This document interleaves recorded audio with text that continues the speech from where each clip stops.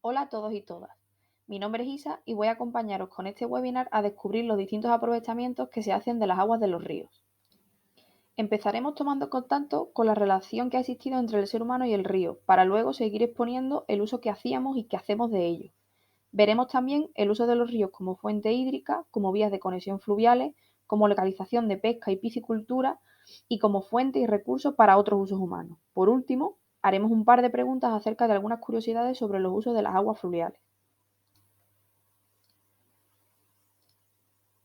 En cuanto a la relación entre los ríos y los seres humanos, y como ya se señaló en el primer webinar, los ríos han sido el eje principal de las primeras civilizaciones, que como ya sabéis son la mesopotámica, la egipcia, la griega y la romana. Se considera que los ríos son el origen de estas primeras civilizaciones, ya que posibilitaron que las agrupaciones de hombres y mujeres pudieran basar su economía en los cultivos de regadío. Esto ofrecía que hubiera más alimento disponible y que la población pudiera aumentar más rápido. Además, los ríos permitieron la mecanización de ciertas actividades cotidianas, lo que favoreció aún más el crecimiento de esas poblaciones. En definitiva, no es de extrañar que esta infinidad de usos que pueden hacerse de los ecosistemas fluviales hayan hecho que la relación entre el humano y el río sea tan estrecha. Bueno, entrando ya en el uso de los ríos, vamos a empezar viendo la utilización que se hace de sus aguas para el consumo humano. Este consumo va desde beberla y usarla para nuestra higiene hasta utilizarla para regar los cultivos que requieren de agua. Estos cultivos referidos son los cultivos de regadío y supusieron el auge de la agricultura. Los cultivos de regadío surgieron en los terrenos inundables de los ríos, pero actualmente, con las nuevas tecnologías en sistemas de riego que existen, pueden darse en distintas localizaciones geográficas alejadas de los ecosistemas fluviales. Este tipo de agricultura supone una serie de beneficios y de inconvenientes para el medio ambiente.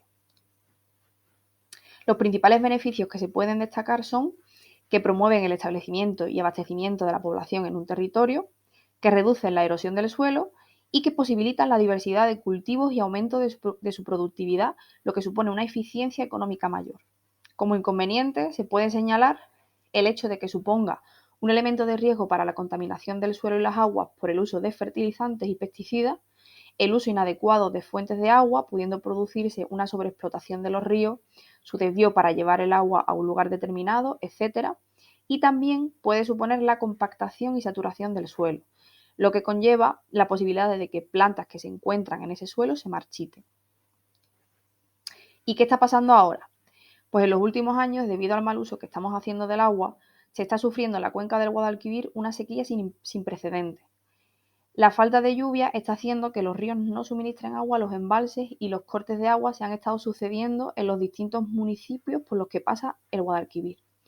Estos cortes no solo han afectado al suministro en los hogares, sino que el agua destinada a la agricultura y a la ganadería también se han visto limitadas, con las consiguientes pérdidas que ha supuesto para estos sectores. Pasamos ahora a hablar del uso que hacemos de los ríos como medio de transporte. Podríamos decir que los ríos fueron las primeras vías comerciales usadas entre las distintas ciudades para el intercambio tanto de mercancías como de personas. Pero es que además el hecho de que sean las vías de entrada desde el mar a los continentes permitía que fueran una excelente conexión para traer al interior aquellos productos importados de otros lugares que se encontraban separados por océanos. Lo normal es pensar que los puertos comerciales más importantes han estado siempre a las orillas de los océanos, pero la verdad es que esto no es así. Y una buena muestra de esto es que durante muchos años el principal puerto comercial de España fue el puerto de Sevilla. Hoy en día el puerto de Sevilla sigue siendo el único puerto comercial de interior de nuestro país, ofreciendo servicios entre los que destacan los astilleros, que son los lugares en los que se reparan y construyen barcos.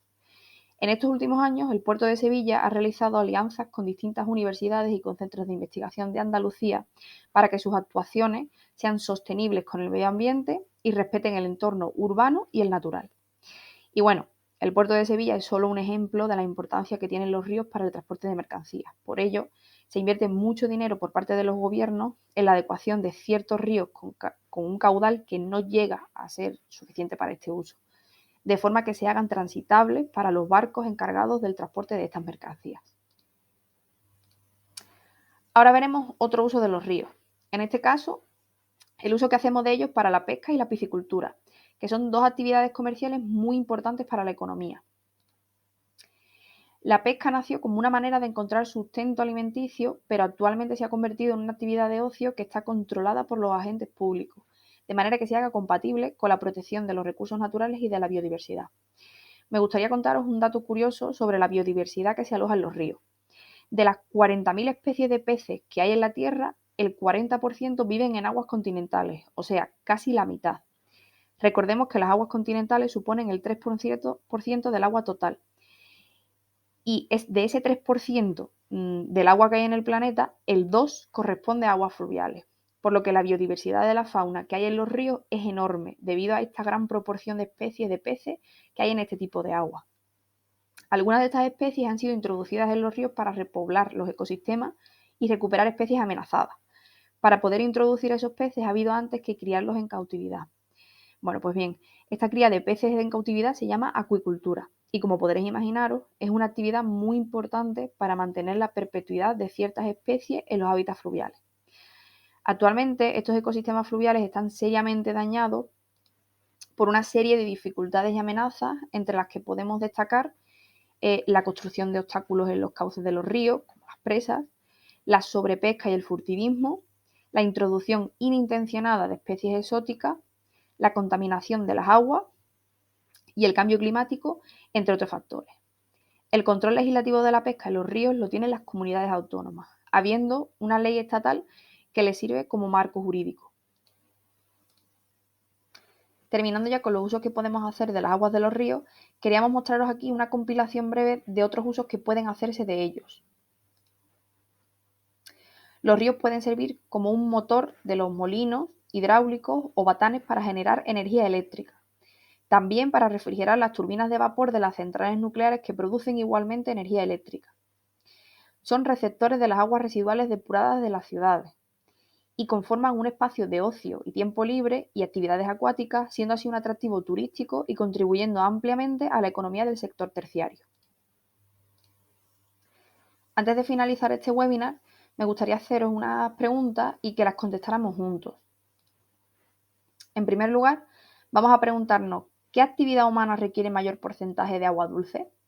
La respuesta es el regadío, ya que la agricultura emplea alrededor de un 70% del agua dulce disponible. En España, una de las comunidades autónomas que más superficie de cultivo de regadío tiene es Andalucía, junto con Murcia y la Comunidad Valenciana. Otra pregunta es esta: ¿qué especies se pueden pescar en los ríos de Andalucía?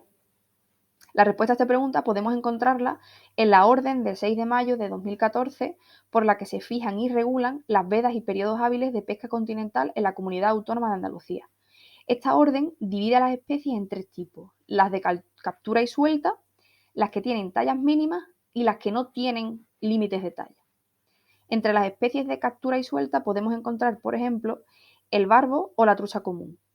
Entre las que tienen talla mínima podríamos nombrar a la lubina o a la platija, y algunas de las que no tienen talla mínima son el carpín o la trucha arcoíris. Bueno, pues ya hemos llegado al final de este webinar, así que sin más, solo me queda agradeceros que hayáis visto este vídeo y espero que os haya ayudado a desenmascarar un poco más aquello que esconden los ríos. Hasta pronto.